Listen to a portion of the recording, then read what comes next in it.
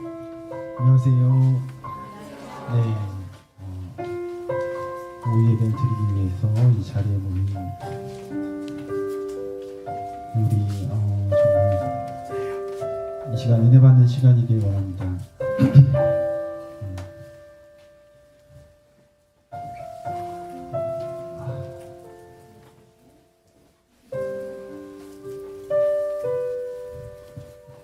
오늘은 멋진 찬양을 준비했습니다. 네. 찬양단이 정말 열심히 연습을 해서 정말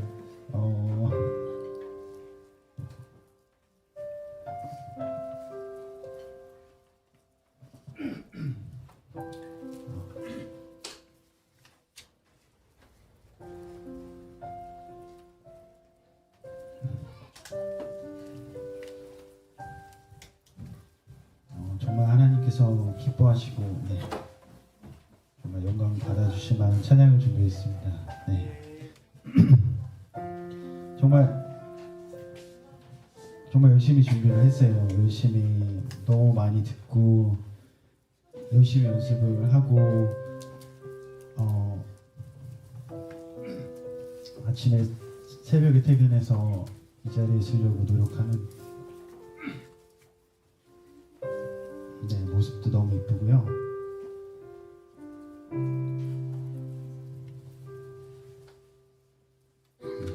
하나님께서 기뻐하실 줄 믿습니다. 다 같이 나의 하나님 찬양하시겠습니다.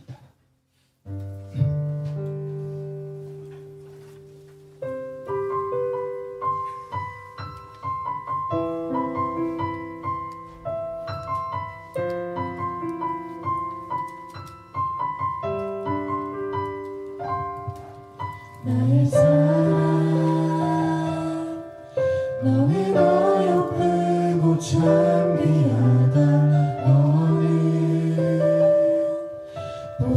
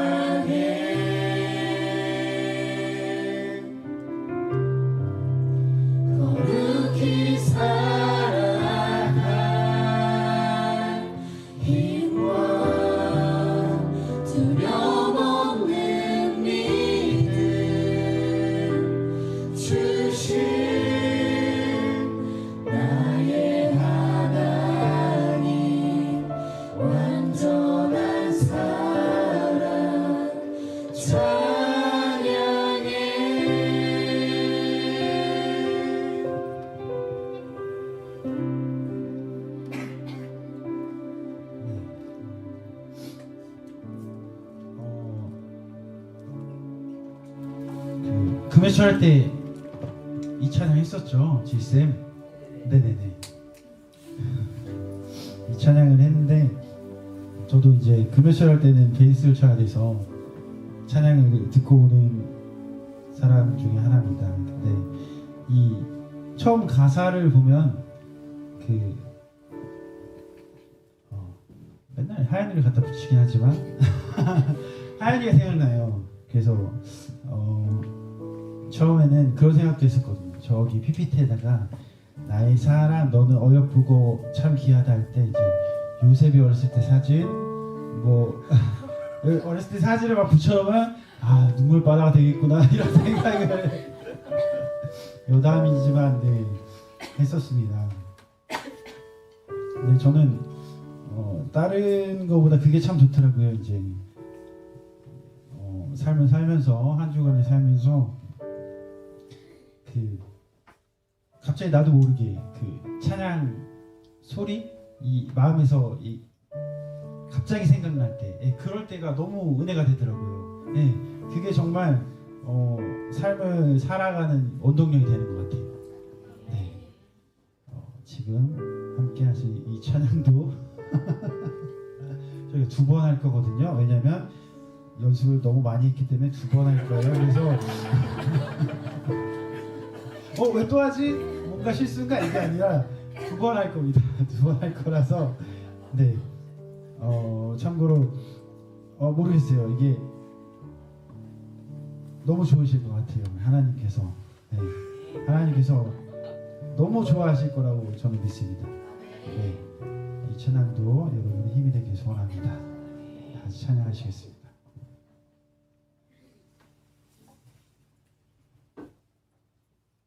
잠깐만요. 실수해도 돼요? 이따 또 할 거기 때문에 괜찮아요. 긴장하지 말고 네 하시면 됩니다.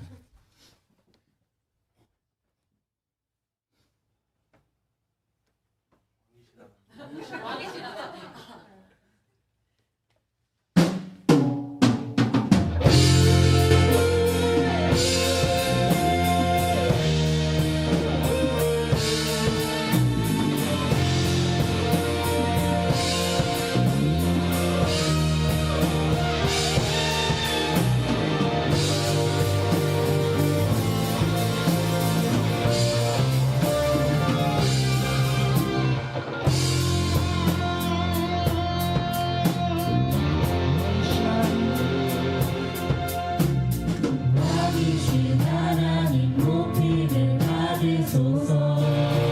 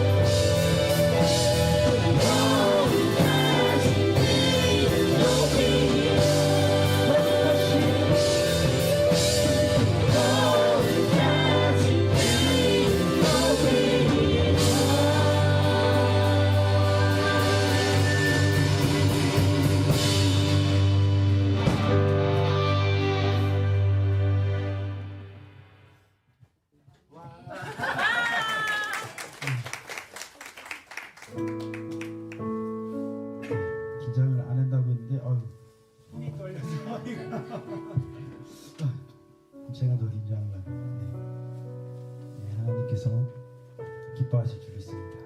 네.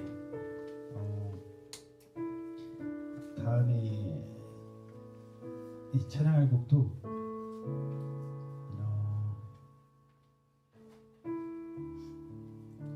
이 찬양도 너무 좋은 곡인데 이거는 모르겠어요. 저 갑자기 제가 화요일인가 수요일날 이제 올리긴 했었는데 저희 찬양박톡에 눈을 딱 뜨자마자 이 찬양이 생각났어요. 거짓말처럼. 그래서 이 찬양 꼭 하고 놔두고 싶다라는 생각이 들어서 넣습니다. 그리고 이제 맨 끝에 가사를 좀 바꾸긴 했는데 그 가사가 위로가 되고 우리의 힘이 되기를 원합니다. 같이 찬양하시겠습니다.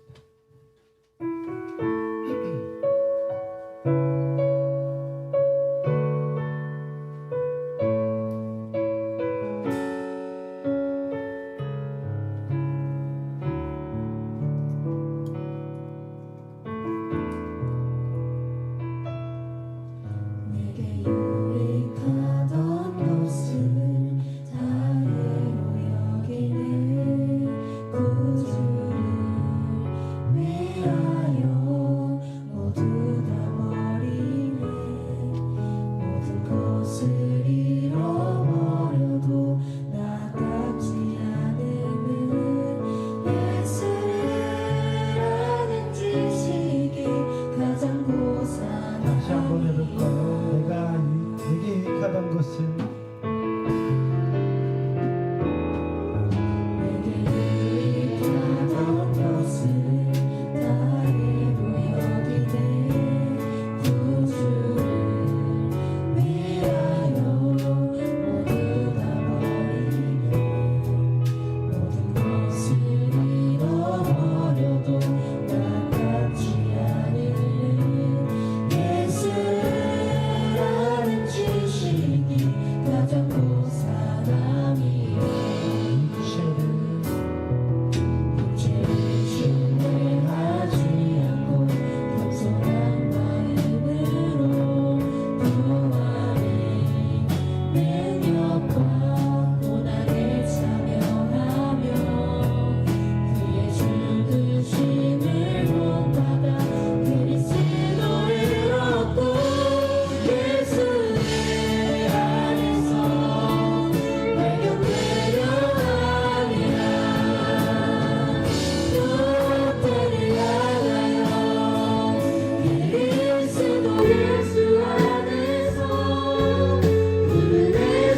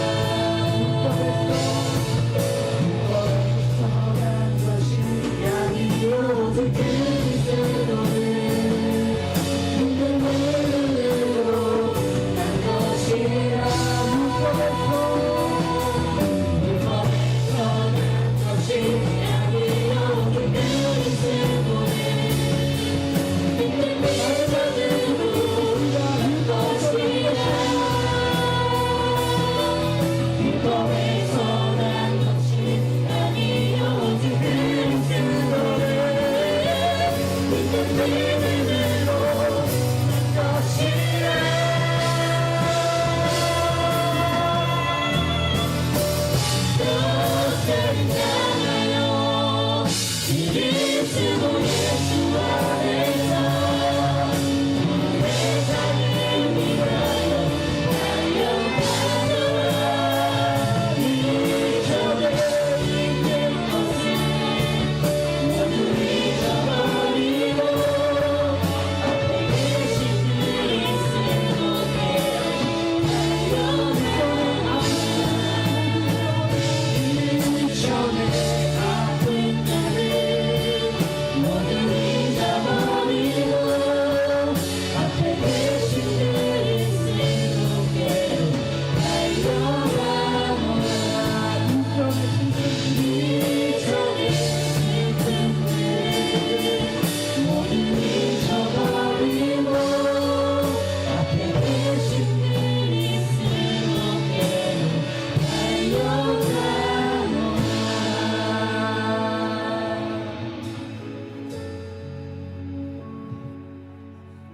아멘입니다.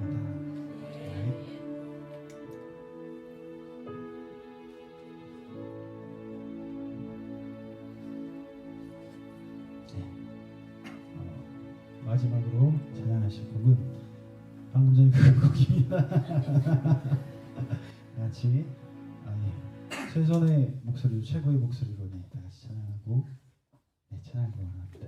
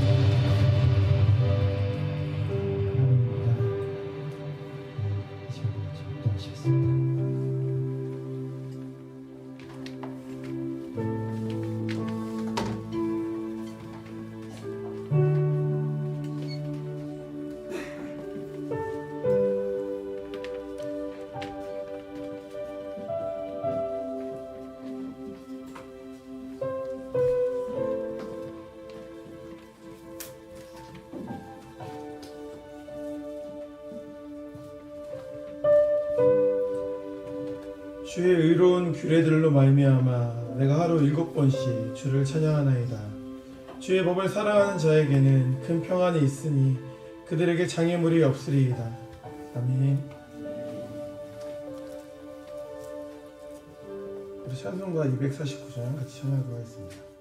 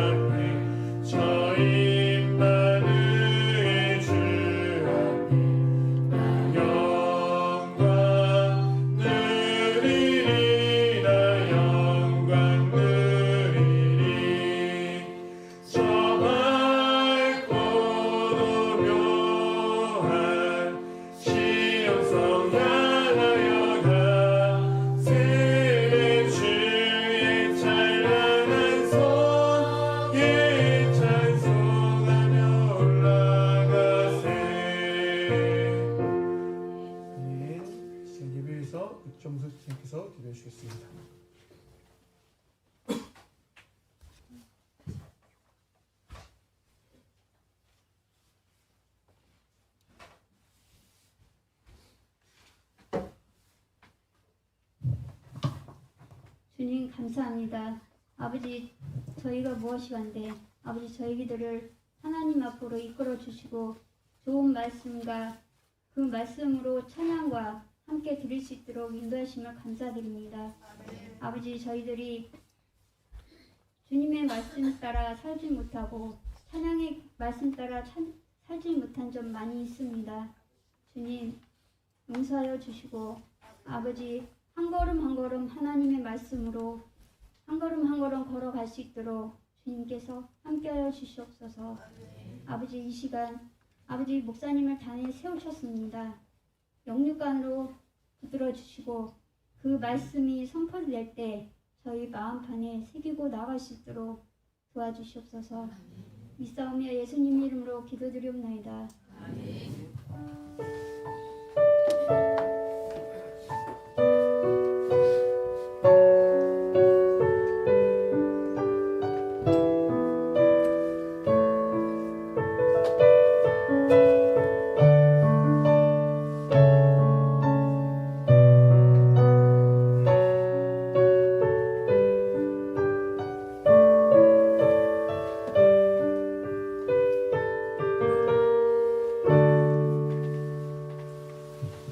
오늘 우리 함께 나눌 말씀 마태복음 말씀입니다. 마태복음 18장 1절에서 14절까지 말씀 보겠습니다. 마태복음 18장 1절에서 14절까지 말씀입니다.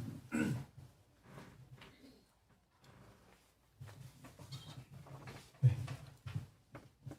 라인별로 오늘은 봉독하도록 하겠습니다. 저부터 이쪽으로 봉독할게요. 그때 제자들이 예수께 나와 이르되 천국에서는 누가 크니이까?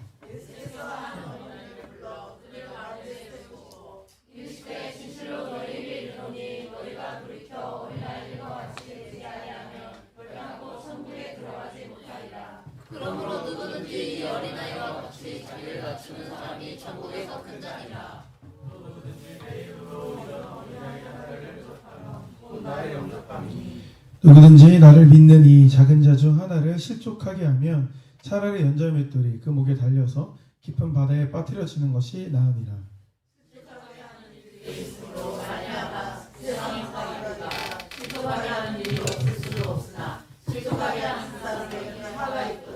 만일 내 손이나 내 발이 너를 범죄하게 하거든 찍어내버리라. 장애인이나 다리 다른 자로 영생에 들어가는 것이 두 손과 두 발을 가지고 영원한 불에 던져지는 것보다 나으리라. 만일 내 눈이 너를 범죄하게 하거든 떼어내버리라. 한 눈으로 영생에 들어가는 것이 두 눈을 가지고 지옥불에 던져지는 것보다 나으리라.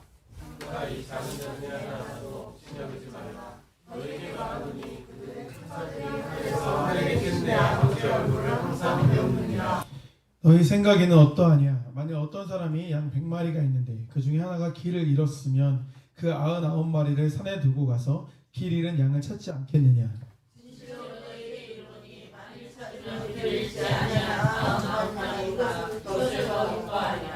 이같이 작은 자 중에 하나라도 잃는 것은 하늘에 계신 너희 아버지의 뜻이 아니니라.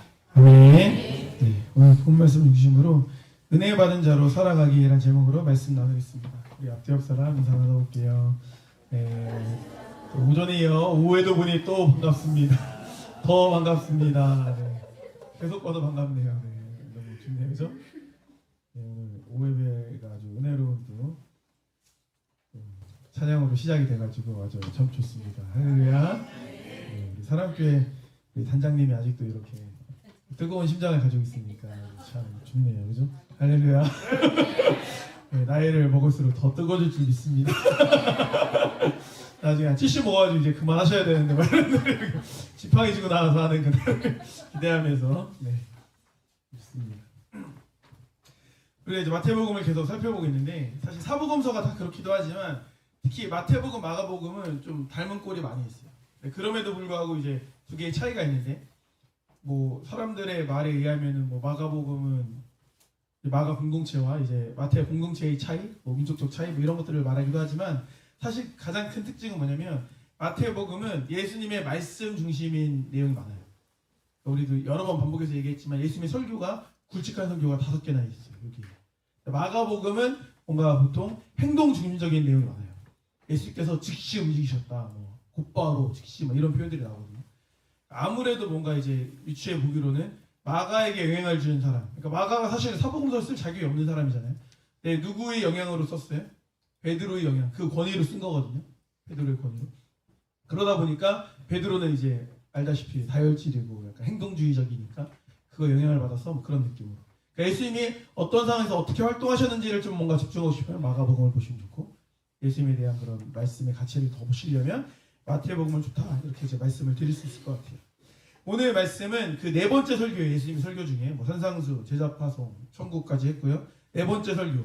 이 내용은 제자 공동체와 관련 설교다. 우리가 그렇게 이해할 수 있을 것 같아요. 그래서 오늘 본문은 14절까지 읽었지만 약간 전체를 좀 좀 조망한다라는 개념으로 오늘 말씀을 들으시면 좋을 것 같습니다. 그래서 사실 제자 공동체에 관한 설교다라고 이제 우리가 익명 그대로 볼 수 있지만 사실 그거는 곧 뭐에 대한 설교예요? 교회에 대한 설교인 거죠. 그죠? 교회가 제자 공동체이기 때문에 그렇게 우리가 이해할 수 있을 것 같아요. 그래서 두 가지로 구분할 수 있어요. 1절부터 20절까지의 내용은 뭔가 이제 수학으로 치면 공식 같은 느낌. 21절부터는 뭔가 적용하는 풀이 과정이다. 그렇게 우리가 이해를 해볼 수 있을 것 같아요. 먼저 이제 공식적인 부분을 세 가지로 한번 요약해서 보면은 이렇게 말할 수 있습니다. 첫 번째로 어린아이와 같은 마음을 품어야 신앙 공동체를 바로 세울 수 있다. 이렇게 말할 수 있을 것 같아요. 어린아이와 같은 마음을 품어야 된다. 3절 말씀이죠. 이르시되 진실로 너에게 이르노니 너희가 돌이켜 어린아이들과 같이 되지 아니하면 결단코 천국에 들어가지 못한다. 우리가 익히 많이 들어서 아는 말씀이지 않습니까? 그럼 중요한 건 뭐냐면 예수님이 표현하실 때 왜 어린아이라는 표현을 사용하셨을까? 그러니까 어린아이의 어떤 모습을 보고 이 어린아이와 같이 되어야 된다는 것을 강조하신 걸까? 이걸 우리가 아는 게 중요하겠죠. 우리가 어린아이라고 하면 가장 먼저 뭐가 떠오릅니까? 그렇죠. 순수성이 떠오르죠. 지난 금요일 날 이제 쌤들하고 이제 맥도날드 가서 있는데 영광이네 가족들 왔었어요. 그래서 영광이가 물어봤어요. 목사님 닮은 동물이 뭐야? 물어봤어요. 내심 기대했지. 좀 좋은 거 얘기해 줄 줄 알고. 악어를 닮았대. 아, 내가 입이 커서 악어구나. 내가 네 엄마를 한번 잡아먹고 와야겠다. 네, 다짐을 했어요. 그리고 또 옆에 물어봤어요. 유임쌤은 뭐가 닮았어? 그러니까 전갈이 닮았대. 얼마나 독일 빼서 뽑았으면 전갈이 닮았으니까. 아이가 정말 이게 순수하니까 보이는 그대로 아 목사님 입도 크고 그냥 악어 같다. 유임쌤은 아 맨날 독을 쏘니까 전갈 같다. 이렇게 순수한 마음으로 얘기하지 않습니까? 아이들은 순수성이 있는 거죠. 그러니까 아이 정말 순수성이 있구나 생각을 했어요. 그래서 그럼 엄마는 뭐 닮았어? 이랬어요. 그러니까 토끼를 닮았대요. 그때 깨달았어요. 아 설교 좀 하면서 아 이게 아이는 순수하지 않다. 교육됐다. 이미 교육됐다. 이미 길들였다. 야 엄마 뭐 닮았냐? 토끼는 아니잖아. 엄마 뭐 닮았어? 물어보니까 뭐라고 하는지 아세요? 엄마 I love you. I love you. 무작동을 하는 거예요. 다른 걸 얘기할 수 없는 거예요. 세대를 해가지고 무슨 동물이야 뭐 하마 같은 이런 말 해야 되는데 입력 오르니까 I love you. I love you. 진짜 5번을 얘기하더라. I love you. 뭔 말 하나 했어요. 아이들이 순수하지 않습니다. 순수하지 않아요. 이미 물들어져 있어요. 그러니까 그거를 물론 순수하지만 그것을 말하는 게 아니지 않을까라고 생각을 하는 거죠. 그래서 어린아이라고 했을 때 본문에서 가장 무게를 두고 봐야 되는 건 의존성이에요. 의존성 됩니다. 그러니까 어린아이일수록 부모님에게 의존하죠. 부모님 도움 없이는 무언가 할 수 없는 존재이지 않습니까? 그래서 뒤에 보면 이제 낮추는 사람이라는 표현하고 연결해 봤을 때 의존성이 가장 이제 맞는 말이다라고 우리가 이해해 볼 수가 있는 겁니다. 그러면 우리는 하나님을 의존해야 되는 거죠. 하나님에 대한 의존성이 우리가 있어야 된다는 거예요. 이게 왜 중요하냐면 우리가 스스로의 힘을 과신하고 우리 능력으로 가려고 하다 보면 잘 갈 땐 괜찮은데 실패를 하거나 어려움을 경험하거나 이렇게 되면 불신앙의 길로 가게 돼요. 희한한 거예요. 왜 그렇게 문제가 되냐면 대부분의 사람들은 스스로 잘못하는 것을 인정하기 좋아해요? 안 좋아해요? 안 좋아하죠. 그러니까 스스로 반성을 안 하고 적용이 안 되니까 밖에서 문제를 찾고 밖을 비틀 수밖에 없는 거예요. 그러니까 그러다 보니까 비정상적인 생각의 흐름을 타기 시작하는 거예요. 본인이 문제가 아니라는 것을 증명하기 위해서 외면하죠.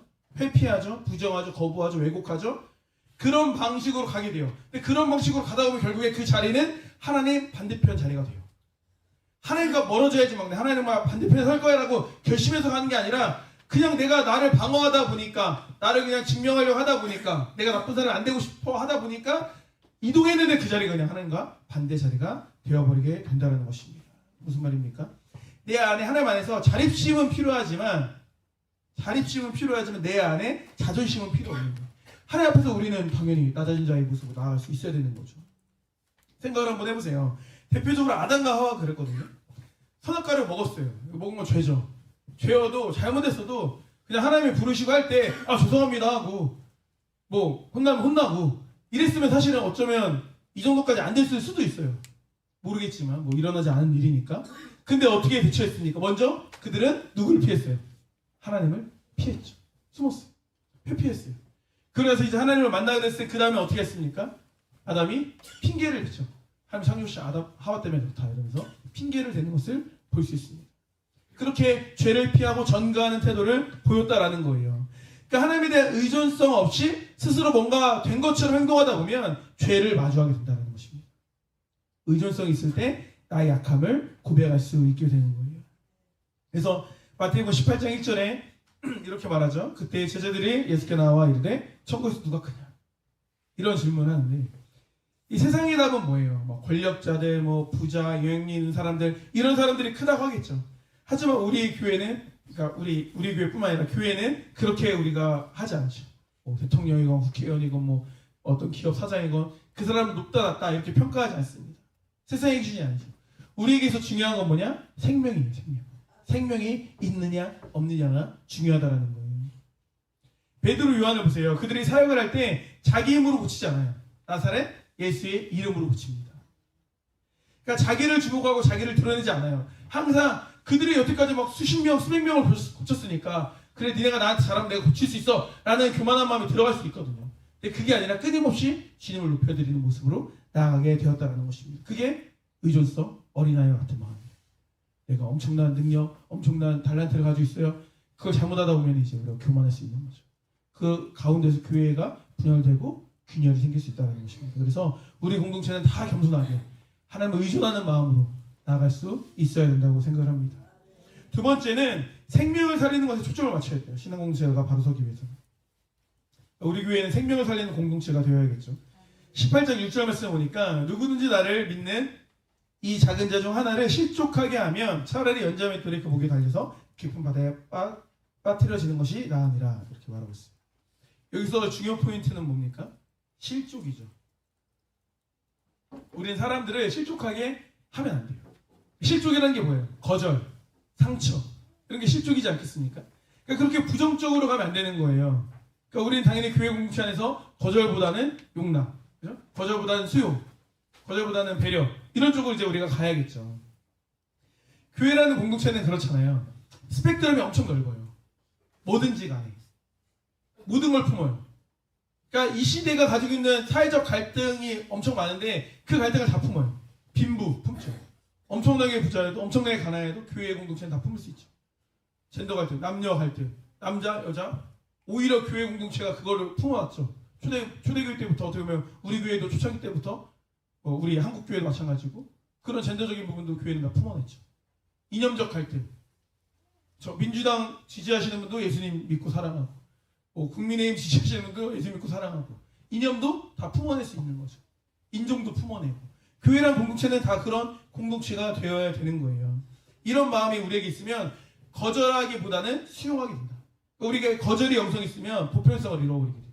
자꾸 막 우리끼리 이런 사람들 막 이렇게 제가 일전에도 한번 말씀드렸잖아요. 서울에 오래된 교회를 가보면 경상도 출신 사람들이 많은 교회, 전라도 출신 사람들이 많은 교회가 꽤 많아요. 그 자체가 보편적인 게 아니죠. 자기네들끼리 모이는 그런 분위기 이런 게 이제 존재한다라는 거죠. 그러니까 그런 것 자체가 이제 아쉬운 부분이 있다라고 볼 수 있어요. 우리 교회도 마찬가지지만 기본적으로 교회에 새로운 사람이 오면 세 부류의 반응이 나타나요.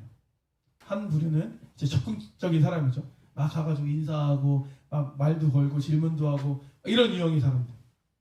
어떤 사람들은 경계 유형 사람들. 저 사람 뭐지? 저 사람 뭐지? 막 이렇게 막 쳐다보면서 뭐 적거나 뭐 이런 거 보고 막 신천지 아닌가 막 이렇게 보고 막 이렇게 자꾸 보고 막 이렇게 경계하는 사람들. 어떤 사람들은 누가 왔었어요? 이렇게 관심도 없어요. 누가 왔는지도 몰라. 누가 왔는지도 몰라요. 누구 오고 안 오고도 모르는 그런 사람들이 있습니다. 어떤 유형의 사람이 우리가 되어야 될까? 네, 그렇죠? 뭐 여러 가지 생각이 있으시지만 저는 그런 것 같아요.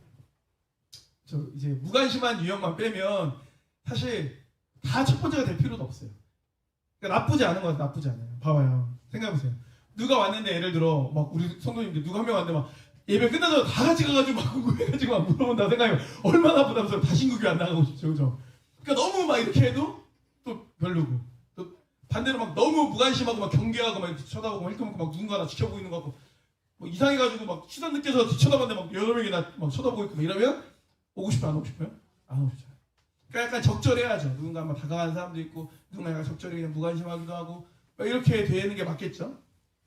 그러니까 새신자 대처는 그거는 이제 크게 중요하지 않은 거죠. 그러니까 지나치게 경계하거나 과도한 관심, 이게 좀 새신자로서의 관심인지 좀 약간 사사로운 관심인지 이런 것만 이제 좀 조절하면 큰 문제가 없다고 봐요. 근데 문제는 뭐냐? 문제는 다른 곳에 있어요. 새신자가 왔을 때 불의의 도구로 사용되는 사람이 있을 수 있다라는 거예요. 이게 중요해요. 말 그대로 새신자를 어떻게 하는 사람이에요? 실족하게 만드는 사람들이 있을 수 있다는 거죠. 물론 이제 새신자에 국한될 필요는 없지만, 물론 이제 의도적으로 막 교회 누구 아는데 막 그 사람을 막 내보내려고 이렇게 말하는 사람 당연히 없겠죠. 근데 아무런 생각 없이 행동하고 말하는 사람들이 있을 수 있는 거예요. 그러니까 사람은 관계적인 동물이니까 누가 오건 안 오건 왔을 때도 어느 정도 이제 이 정도 이 사람과 친해지고 이 정도 인간관계 됐을 때 할 수 있는 말과 있고 뭐 장난이 있고 대할 수 있는 게 있고 뭐 그게 있잖아요, 그죠? 어느 정도 친밀감이 있는 거잖아요. 한결이랑 준영이랑 막 이렇게 때리면서 장난칠 수 있지만 갑자기 막 안 친한 막 준영이가 막 한결을 막 때려. 그러면 뭐 신입생이라고 봐줬더니 날 우습게 생각하나 이럴 수 있어요, 없어요? 아니 괜찮아요, 돼요? 충분히 괜찮네요, 멋있네요. 그러니까 그 관계의 선을 넘어버리면 경계선이 무너져 버리게 된다는 거예요. 이를테면 그런 거죠. 새신자에게 막 함부로 말하거나, 막 새신자에게 막 불평하거나, 뭐 예배 언제 끝나고 새신자한테 막 이렇게 야 처음부터 잘 나오지만 처음부터 잘 나오면 막 공예배 다 드리라 그래. 그냥 주일만 나와 이렇게. 야 나 처음부터 잘 나가지고 뭐 나도 빠져나가지 못하고 있어 이렇게. 그렇게 말하면 되겠어요, 안 되겠어요? 야 그렇게 한번 하기 시작하면 계속 해야 돼. 못한다고 해야 돼. 주세요. 거기 있어요? 그런 사람 거기 있어요? 이다은 자매님입니까? 네. 그럼 돼야 안 돼요? 안 되는 거예요. 물론 이제 마음은 이해되지. 마음은 나쁜 의도로 말하는 게 아니겠죠. 말하다 보면은 뭐 이야기가 되니까 재밌고 또 잘 들어주고, 기존 사람들하고 별로 안 친한데 새로 오면 또 약간 이제 어색한 사이일수록 오히려 약간 더 서로 조심하고 존중하다 보니까 말이 막 더 되거든요. 그러다 보니까 이런저런 얘기하다 보니까 뭐 내 마음을 얘기하는 거니까 뭐 누가 별로니, 저 사람은 원래부터 막 안 좋았다니, 뭐 5년째 난 이 사람이 별로니, 막 이런 식으로 이제 얘기하다 보면 당연히 뭐 그쵸? 좋은 얘기보다 안 좋은 얘기를 사람들은 더 많이 하는 성향이 있잖아요. 그러면 이제 그냥 한 말이에요. 그냥 한 말. 그냥 엄청 악의를 가지고 한 말도 아니야. 근데 새신자한테는 데이터가 있어요, 없어요? 백지야. 백지인데 입력값이 막 당연히 못된 사람 이렇게 입력값이 들어가 버리면 그냥 한 말인데, 그냥 오늘 좀 못된 것 같아가지고 한마디 한 건데 이다은은 되게 인상이 안 좋은 사람이구나라는 그런 이제 선입견이 생긴다는 거지. 그런 불편함이 이제 쌓이다 보면은 교회에 적응하기가 쉬워요, 어려워진다는 거. 실족이라는 게 그래요. 왜 제가 이걸 여기서도 말씀드리냐면, 그러니까 항상 전 준비되어야 된다고 생각하거든요. 작년에도 우리 하나님께서 막 어떻게든 열어주셨잖아요. 막 새신자들이 왔었잖아요.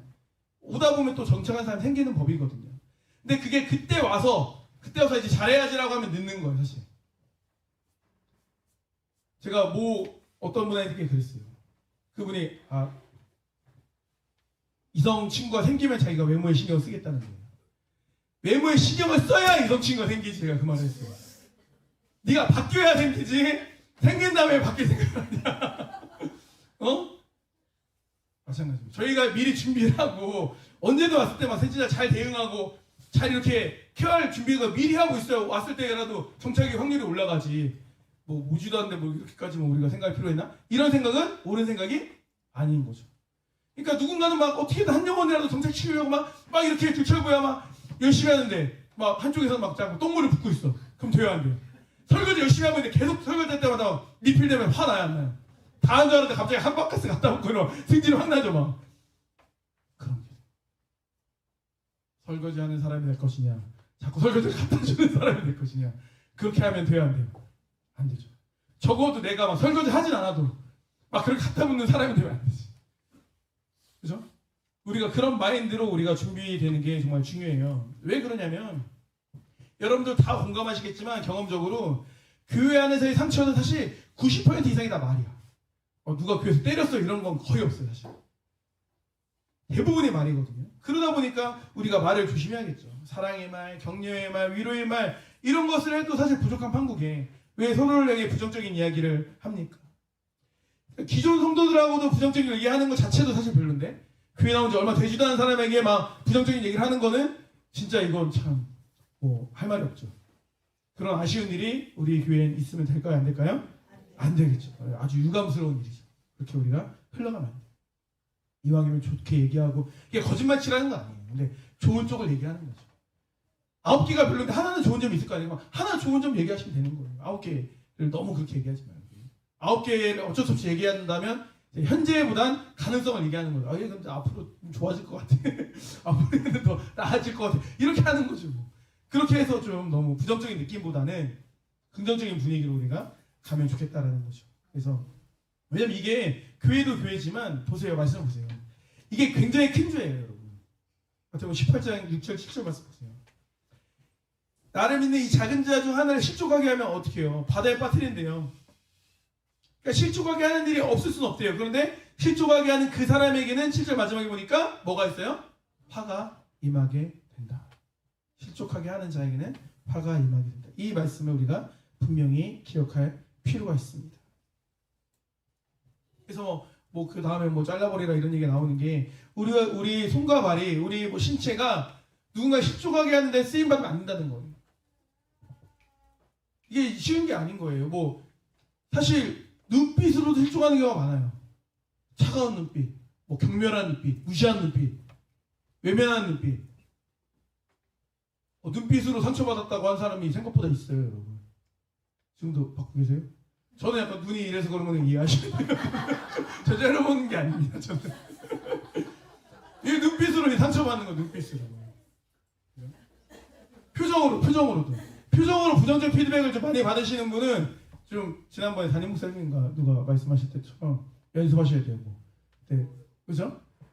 누구였죠? 트로트 가수였나요? 누구죠? 거울 보고 있어요. 의사였나요?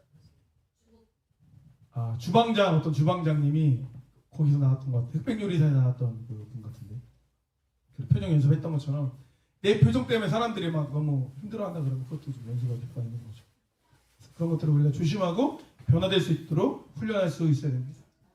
세 번째는 이제 효율성으로 살지 말라는 거예요. 마태복음 18장 12절에서 14절 말씀 보니까 양에 대한 내용이죠. 이것도 우리가 너무나 잘 아는 말씀이지 않습니까? 그러니까 100마리 양이 있는데 한 마리가 길을 잃었다는 거죠. 그러면 사실은 그 99마리 양을 놔두고 한 마리 양을 찾아가는 게 효율적입니까? 비효율적이죠. 효율적이지 않아요. 세상적으로 볼 때 맞는 게 아닙니다. 너무 당연하게 99마리 양을 지키는 게 맞는 거죠. 이 말씀은 뭐 99대 1 이 개념으로 주신 말씀이 아닌 거예요. 사실 말씀 자체가 하신 게. 그만큼 한 영혼도 포기할 수 없다. 한 영혼의 가치 너무 소중하다. 이걸 강조하는 말씀이거든요.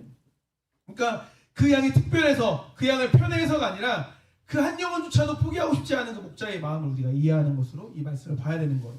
아마 우리 목자님들이나 아니면 뭐 임역원들이나 뭐 팀을 운영하는 분들이나 리더십에 있는 분들은 이게 어떤 건지 아마 아실 거예요. 아픈 손가락들 우리 목장에 다 있고 막 마음대로 안 되고 막 노력해도 안 되고 기도해도 안 되고 막 한계에 부딪히는 그런 분들도 계시고 하지 않습니까? 근데 아무래도 그러면은 그 아픈 손가락을 왜 더 기도하게 돼요? 학생분도 마찬가지일 거예요. 더 신경 쓰게 되고 더 연락하게 되고 어떻게 할지 더 고민하게 되고 이렇게 하잖아요. 그런 개념으로 이해하시면 되는 거예요. 그렇게 생각하면은 되는 거예요. 그래서 우리가 세상적인 마인드로 얘한테 내가 너무 낭비하는 거 아닌가 이렇게 해도 별 소용도 없는데 너무 이런 식으로 가면 합리적으로 가면 그런 사람들을 약간 잘라버리게 돼요. 너무 소진되는 것 같아. 그냥 외면해야지. 뭐 얘 안 나와도 그만이지 뭐. 이런 식으로 흘러가면 이제 안 된다라는 거죠. 그렇게 되면 효율적으로 가면 안 되는 거예요. 보세요. 우리는 기본적으로 그런 생각을 해야 돼요. 교회는 기업이 아니다. 교회의 목적은 뭐 이윤 창출도 아니고 뭐 성도를 늘리는 게 교회 목적이다. 그런 식의 표현으로 늘리는 건 목적이 아닌 거예요. 주님을 믿는 사람들이 늘어나는 것, 그러니까 신앙생활을 함께하는 공동체가 이제 인원이 느는 거는 너무나 이제 살아있는 공동체로서 생명으로서 마땅한 거고 우리가 추구해야 될 바지만 우리가 우리 막 몇백 명 교회 막 신탄에서 막 1000명 교회 하고 싶어서 막 이런 막 기업 목표처럼 우리 1조 달성 이런 목표로 우리가 목회하는 게 아니라니까. 하지만 우리가 주님 안에서 성실하게 양심적으로 정말 우리가 그리스도인으로 살아가다 보면 그 맡겨진 바 책무를 다하다 보면 자연스럽게 교회는 성장하게 되었죠. 그 맥가브라는 사람이 교회 성장학자인데 그분이 그걸 처음에 말했어요. 교회가 사람만 있으면 성장한다. 슬픈 말이죠. 그렇죠? 그러니까 사람 안에 있으면 그게 어떤 모습이든 양적 성장이건 질적 성장이건 간에 성장할 수밖에 없다는 거예요. 자연스러운 거라는 거죠. 위기체니까. 그게 이제 맞다라고 저는 생각을 하는 거예요. 교회는 영원 구원이 목적인 곳이다라는 거죠. 그렇다면은 중요한 게 뭐냐? 그 대의적인 목적을 위해 내가 희생하는 게 당연해져야 돼요. 이걸 정말 여러분 잘 생각하셔야 돼요.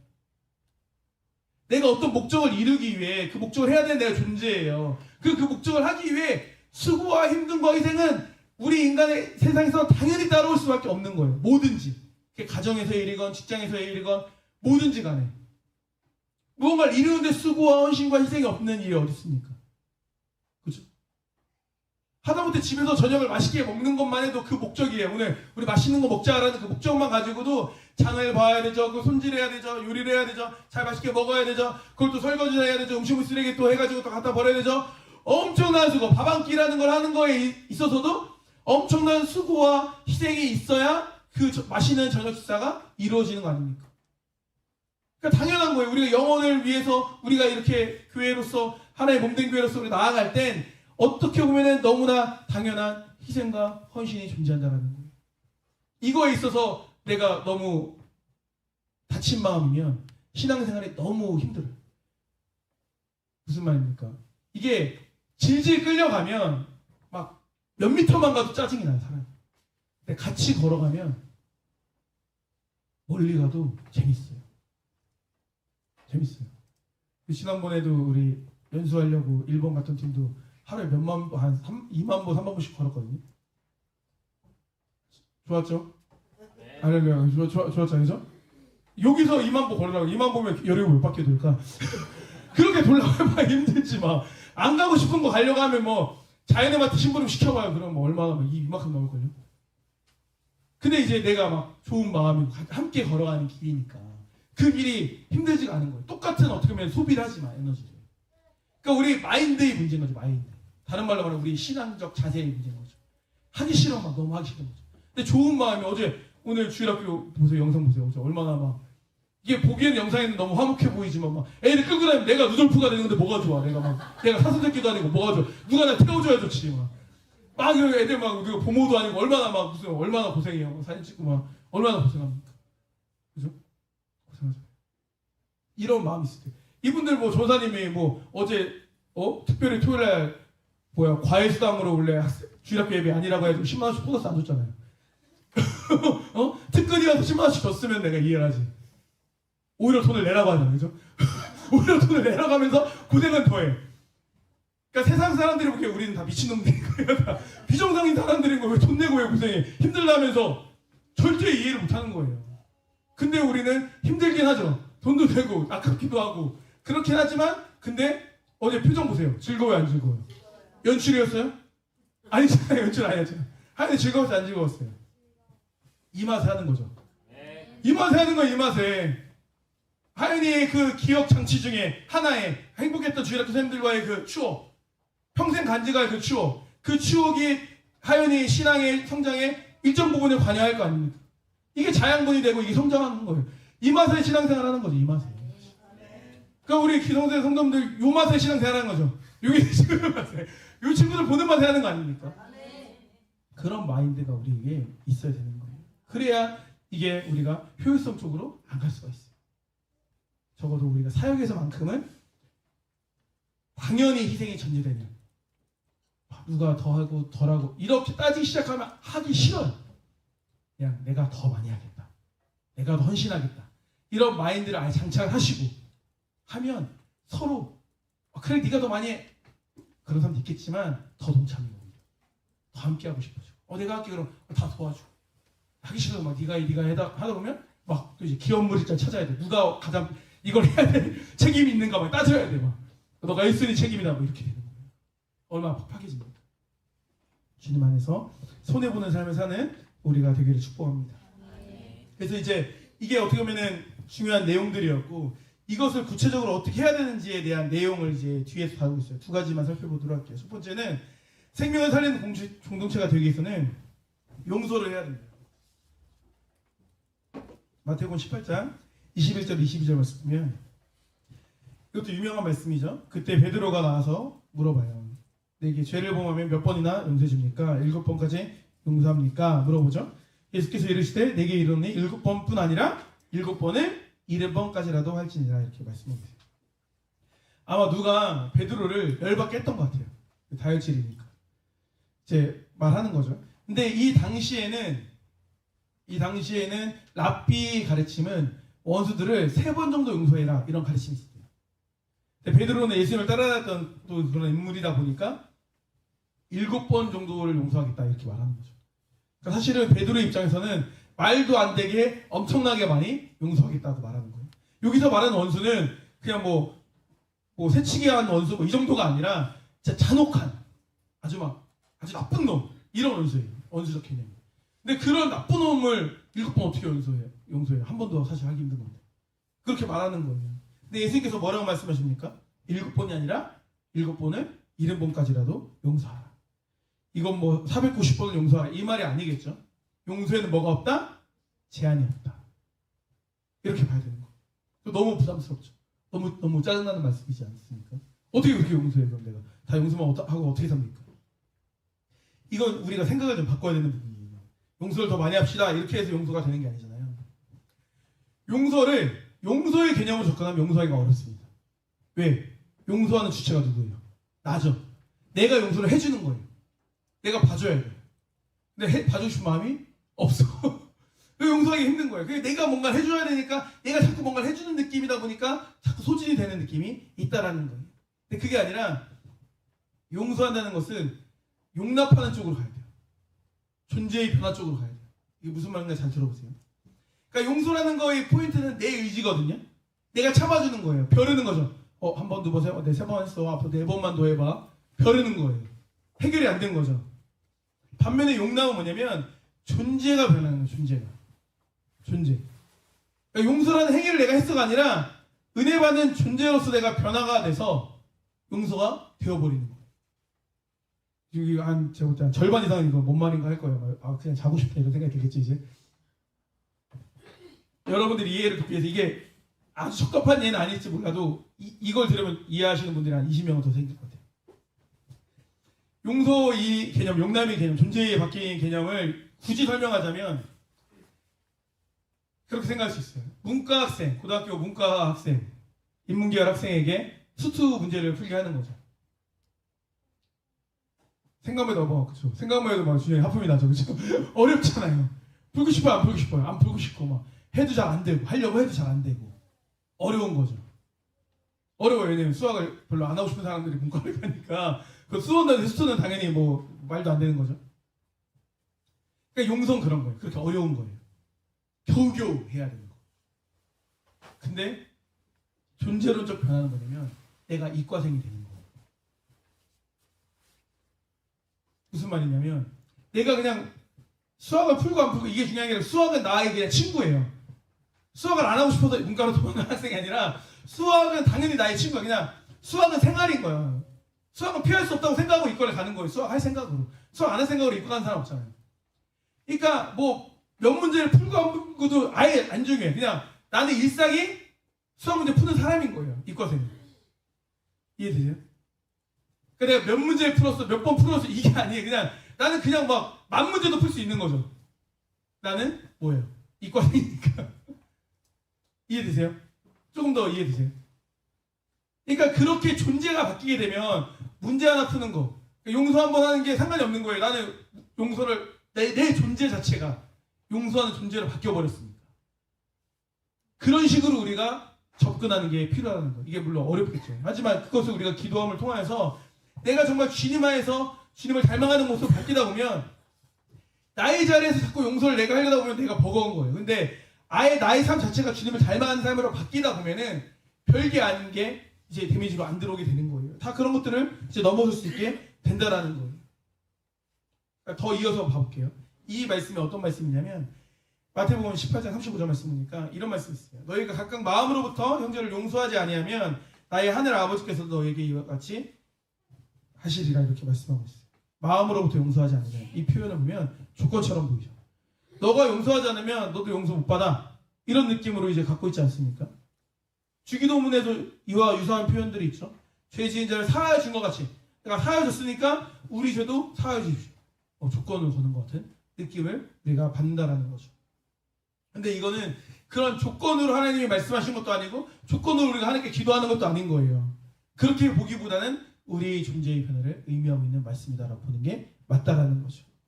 이렇게 하면 내가 해줄게가 아닌 거예요. 내가 은혜 받은 존재가 되면 모든 것이 다 변하게 되는 거예요. 그렇게 가는 게 맞는 거예요. 내가 은혜의 혜택을 누리고자 은혜를 베푸는 그런 계산적인 게 아니라 그냥 내가 은혜 받은 존재가 되는 거. 이걸 그냥 더 이해하기 더 편하게 하면 내가 사랑하는 존재가 되면 된다라는 거. 부모님이 한없이 자녀의 잘못을 용서해 주시는 거죠. 따질 수 있어요? 셀 수 있어요? 10,000개도 넘겠죠. 잘못한 게 자식들이 지금까지 키우면서. 하지만 그때 혼내기도 하고 했겠지만 그 사랑으로 다 용서했잖아요. 그것도 아직까지 앙금이 남아있으면 키우고 싶겠어요? 안 되죠. 그게 안 되지 않습니까? 그걸 우리가 이제 이해할 수 있어야 된다는 거예요. 사랑의 하나는 그래요. 우리가 잘 이걸 이해하셔야 되는데 보세요. 사랑이라는 게 그래요. 사랑하는 사람이 폐암에 걸렸어요. 어떻게 합니까? 너무 속상하고 같이 안고 울어주고 막 격려해주고 이렇게 하겠죠? 괜찮아 그래도 잘 치료해보자 이렇게 하겠죠? 뭐예요? 사랑이죠. 너무 속상해하는 거. 그래서 이렇게 다 위로해주고 근데 그날 저녁에 보니까 집 밖에 나갔는데 담배를 또 피고 있네. 씨, 너 이제 폐암 걸린 놈이 지금 담배 피우고 지금 정신 걸리고 저 뭐 하는 짓이야? 나무라겠죠. 이 나무라는 것도 뭐예요? 사랑인 거예요. 그러니까 감싸 안아주는 것도 사랑이고 막 뭐라고 나 폐암 걸렸는데 나한테 왜 뭐라고 나도 짜증나 죽겠는데 이렇게 하더라도 뭐라고 나가는 게 사랑인 거예요. 속상하죠. 그렇게 하면 안 되는 상황인데 그렇게 하니까 속상하잖아요. 그것도 사랑인 거예요. 근데 우리는 뭐예요? 그냥 안아주기만 원하죠. 질책하는 걸 사랑이라고 받기 싫어요. 인정하고 싶지 않아요. 그냥 듣기 싫으니까. 하지만 그렇다고 해서 우리가 질책을 안 할 수 있어요? 안 되죠. 질책을 안 할 수 있는 거는 친부모가 아니에요. 친부모는 그런 질책을 안 할 수가 없죠. 당연한 거예요. 그렇게 우리가 생각하는 게 맞다라는 거예요. 여러분 그것도 생각하셔야 돼요.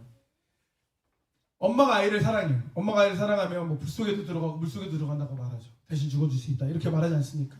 그런데 역으로 가면 맞지 않는 경우도 나와요. 물론 사랑하지 않으면 대신 들어갈 수 없겠죠. 하지만 물에 들어간다고 무조건적인 사랑이다? 이건 아니라고 하더라고요. 그러니까 웬만하면 성립하겠지만 전부가 맞는 거 아니에요. 왜? 고린도전서 13장에 그런 말씀이 있어요. 3절 말씀 보니까 내가 내게 있는 모든 것으로 구제하고 또 내 몸을 불사르게 내줄지라도 뭐가 없으면요? 사랑이 없으면 내게 아무 의의가 없느니라. 그러니까 내가 내 몸을 불사를 정도로 뭔가를 보여도 그 안에 사랑이 없이 그냥 겉모양만 있으면 의미가 없다라고 말씀하고 있는 거예요. 진짜 사랑이 있어야 된다는 거죠. 진짜 사랑이 있으면 뭐가 된다? 용서가 된다. 그것을 우리는 지향해야 되죠. 어렵지만 그걸 바라보고 꿈꾸며 나아갈 수 있어야 되는 거예요.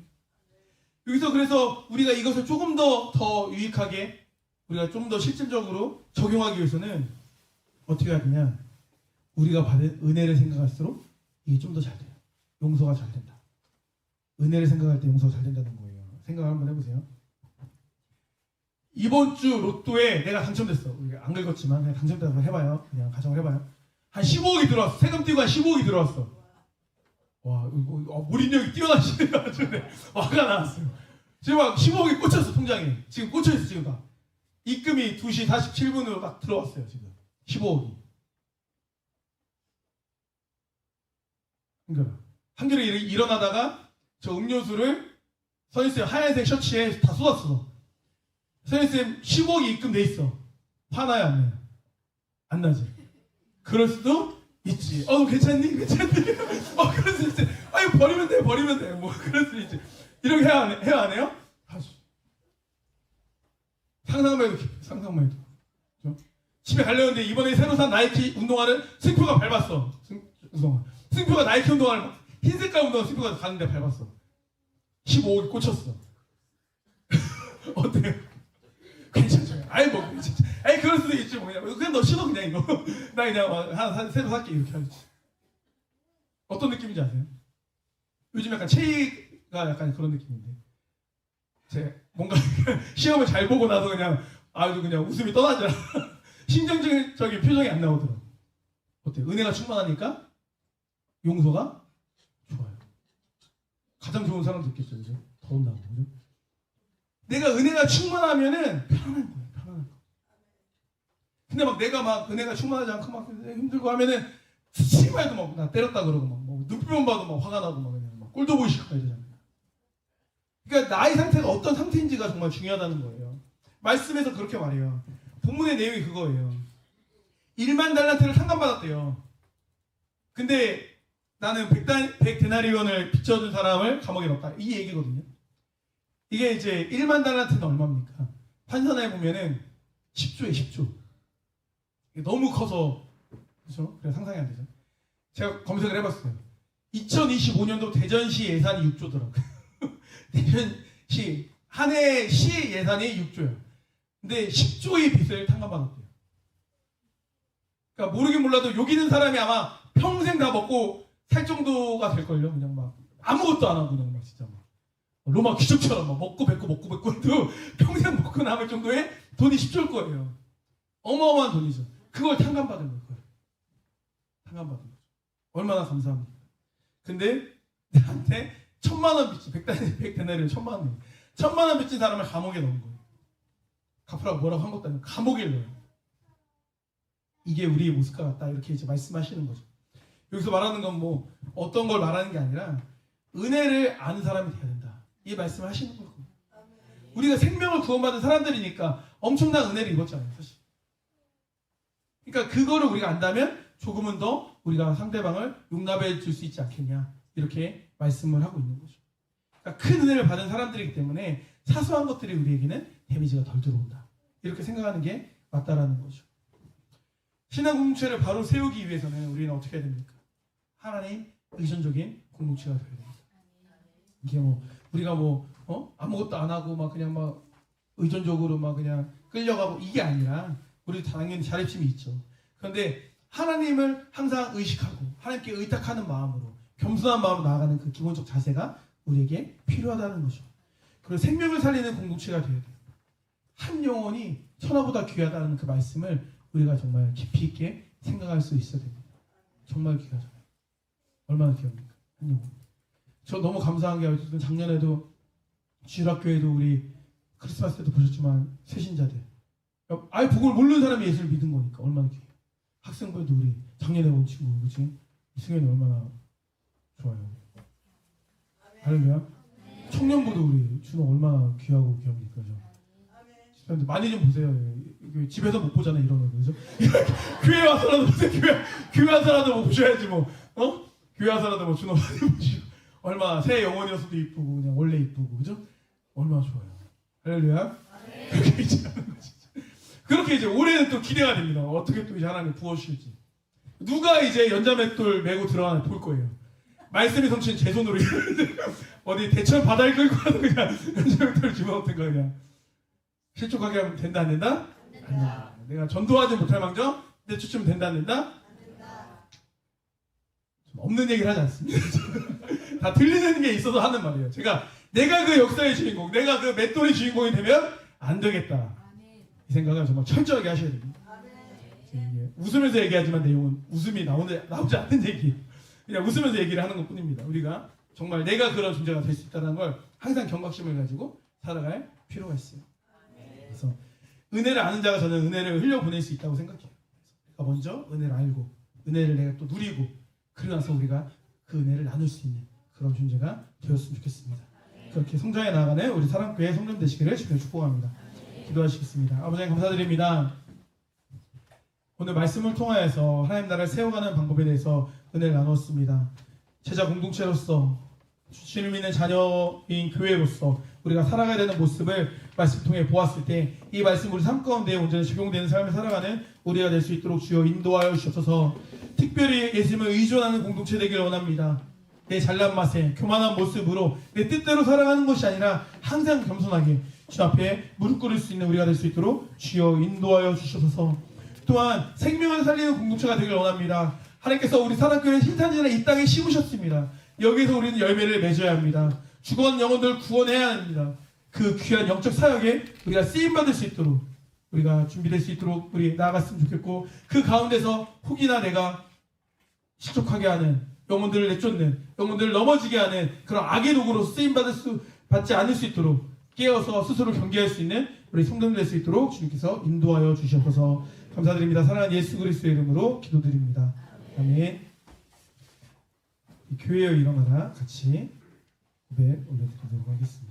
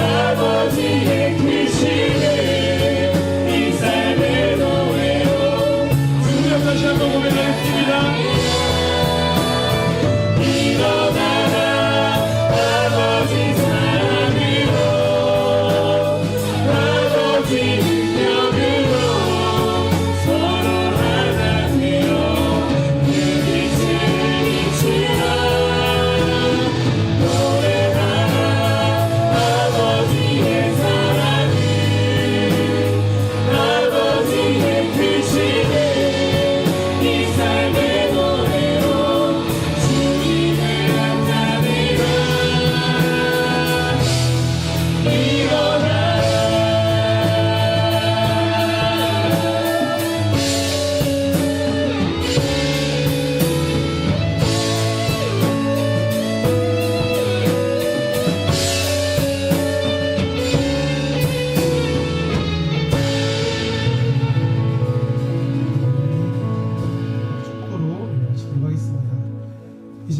예수 그리스도의 은혜와 하나님의 사랑과 성령의 교통하심이 은혜 받은 자로서 은혜 넘치는 신앙 공동체를 세워가기를 결단하고 돌아가는 성도들의 머리 위에 함께 있을지어다. 아멘.